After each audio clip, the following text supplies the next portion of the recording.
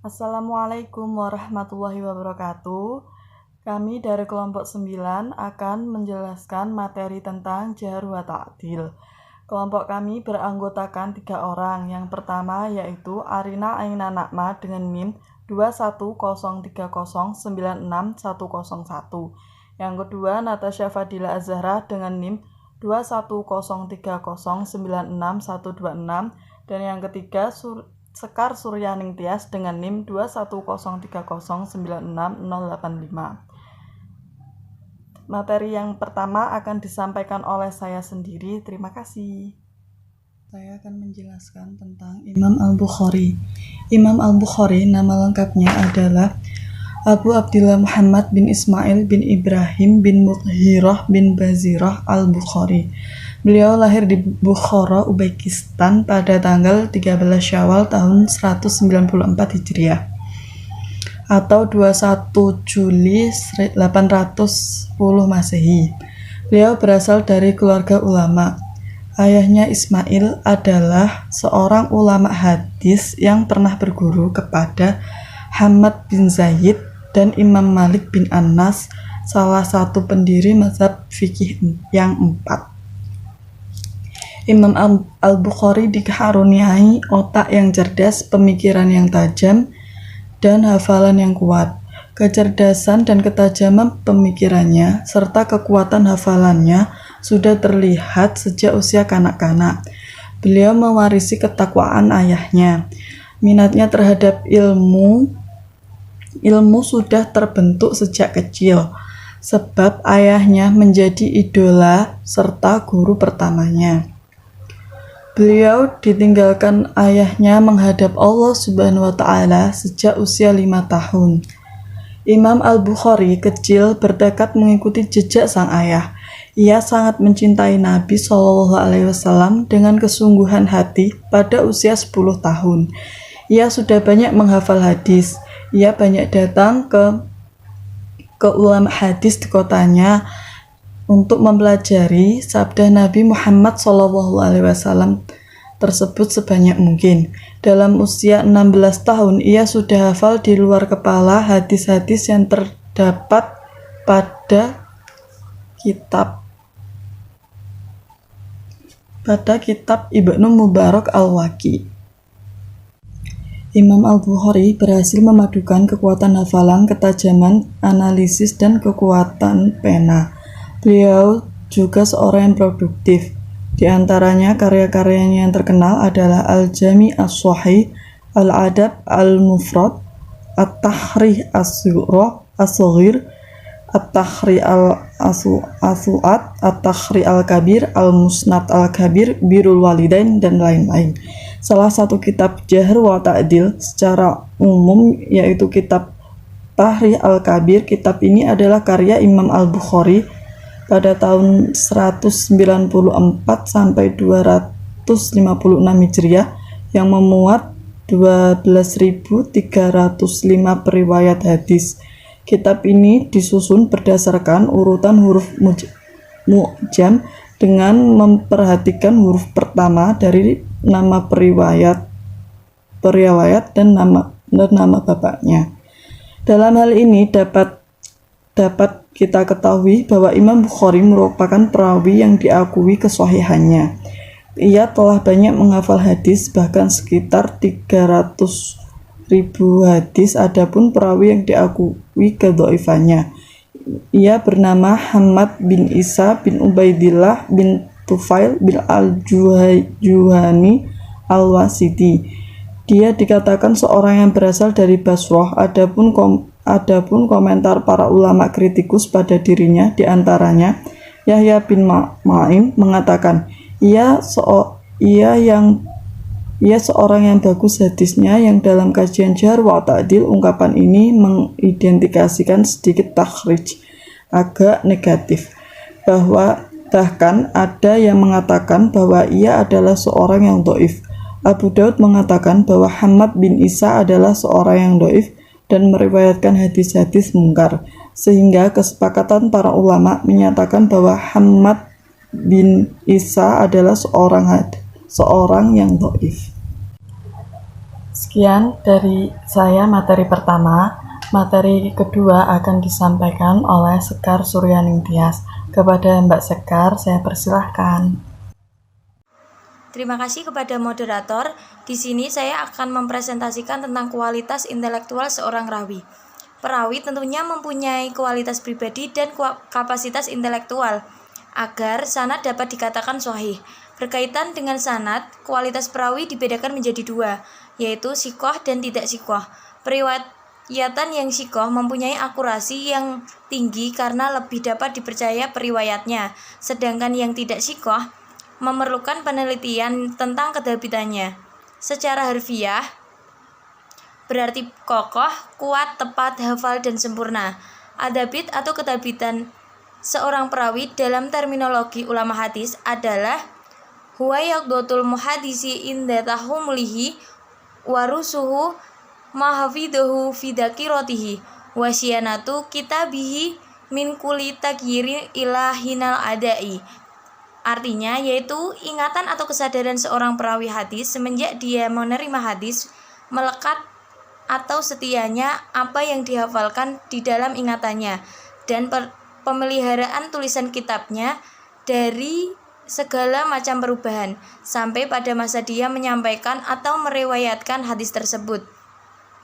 Dari pernyataan di atas dapat disimpulkan bahwa dabit adalah kesadaran dan kemampuan memahami yang dimiliki oleh seorang perawi terhadap apa yang didengarkan dan kesetiaan ingatannya yang didengarnya dari masa diterima sampai dia menyampaikan kepada perawi yang lain.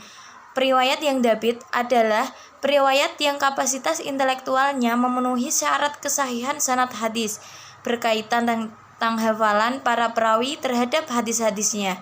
Sekian dari saya kembalikan kepada moderator. Terima kasih untuk Mbak Sekar yang sudah memaparkan materi kedua. Maka materi selanjutnya, materi ketiga akan disampaikan oleh Arina Ainanakma. Kepada Mbak Arina, saya persilahkan. Terima kasih. Di sini saya akan melanjutkan mempresentasikan tentang integritas kepribadian seorang perawi.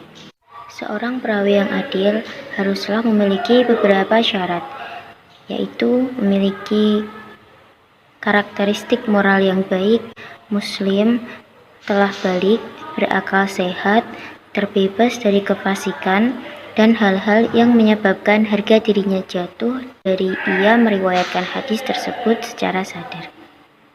Terdapat 4 integritas kepribadian seorang perawi. Yang pertama yaitu beragama Islam. Keislaman merupakan unsur yang harus dimiliki oleh seorang perawi, yakni ketika periwayat itu menyampaikan sebuah hadis, bukan menerimanya. Secara logika, ketika informasi yang disampaikan terkait masalah agama tertentu, maka mustahil ketika yang menyampaikan informasi merupakan orang luar dari agama tersebut. Oleh karena itu, hadis harus disampaikan oleh orang Islam yang taat kepada agamanya. Adapun ayat Al-Quran yang berkaitan dengan hal ini, yaitu Quran Surah Al-Hujurat ayat 6. Ayat ini juga termasuk dasar dari jar wa ta'dil. Quran Surah Al-Hujurat tersebut berbunyi, A'udzu billahi minasyaitonir rajim. Bismillahirrahmanirrahim. Ya ayyuhalladzina amanu in ja'akum fasiqun binaba'in fatabayyanu an tusibu qauman bijahalatin fatusbihu ala ma fa'altum nadimin. Shadaqallahul azim. Artinya yaitu, wahai orang-orang beriman, jika seseorang yang fasik datang kepadamu membawa suatu berita, maka telitilah kebenarannya, agar kamu tidak mencelakakan suatu kaum karena kebodohan atau kecerobohan, yang akhirnya kamu menyesal akan perbuatanmu itu. Quran Surah Al-Hujurat ayat 6. Yang kedua yaitu berstatus mukallaf. Argumen yang mendasari unsur berstatus mukallaf adalah argumen aksioma. Dalam hal ini, pihak yang tidak berakal atau dalam status tidak berakal, beritanya yang bersifat umum saja tidak dapat dipercaya, apalagi yang berisi salah satu sumber ajaran agama. Maka, mukallaf merupakan hal wajib yang harus dimiliki oleh seorang periwayat hadis demi menjaga kemuliaan informasi yang berasal dari Rasulullah Shallallahu Alaihi Wasallam. Yang ketiga yaitu melaksanakan ketentuan agama. Seperti yang biasa kita temui, bahkan kita alami dalam kehidupan sehari-hari, bahwasanya orang yang tidak melaksanakan ketentuan Allah atau orang yang fasik tidak akan merasa keberatan dalam menyampaikan kabar kebohongan, baik itu sifatnya umum maupun tidak. Maka dari itu, dapat dikatakan orang yang tidak menjalankan ketentuan Allah tidak dapat dipercaya beritanya, walaupun berita tersebut disandarkan terhadap Nabi. Keempat yaitu muru'ah. Muru'ah dapat kita sebut juga sebagai sifat malu.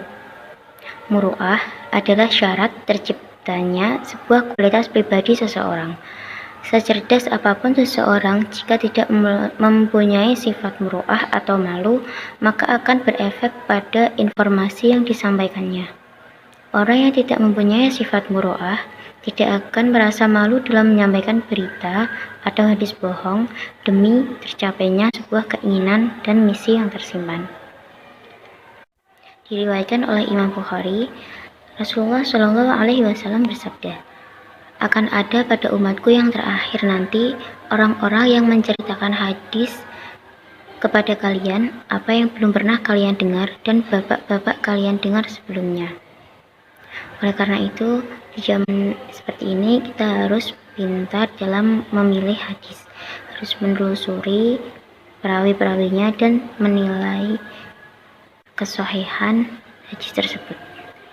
Sekian yang dapat saya sampaikan, kurang lebihnya mohon dimaafkan.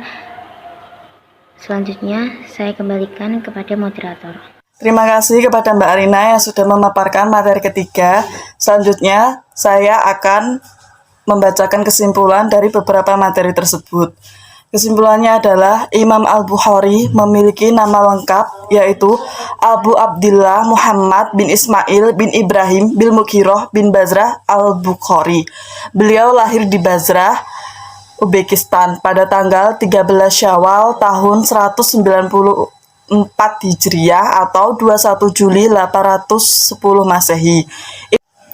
Dalam usia 16 tahun, beliau sudah menghafal di rual kepala hadis-hadis yang terdapat pada kitab Ibnu Mubarak Al-Waqi. Dalam hal ini dapat diketahui bahwa Imam Al-Bukhari merupakan perawi yang diakui kesahihannya. Ia telah banyak menghafal hadis, bahkan sekitar 300.000 hadis.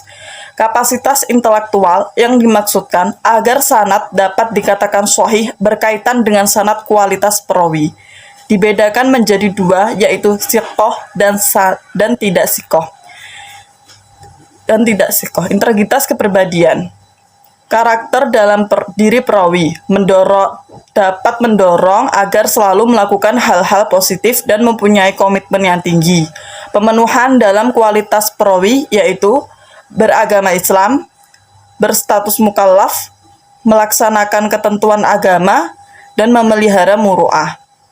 Sekian kesimpulan yang dapat saya sampaikan, dan sekian pula pemaparan materi-materi dari kelompok kami. Kurang lebihnya kami mohon maaf. Terima kasih. Wassalamualaikum warahmatullahi wabarakatuh.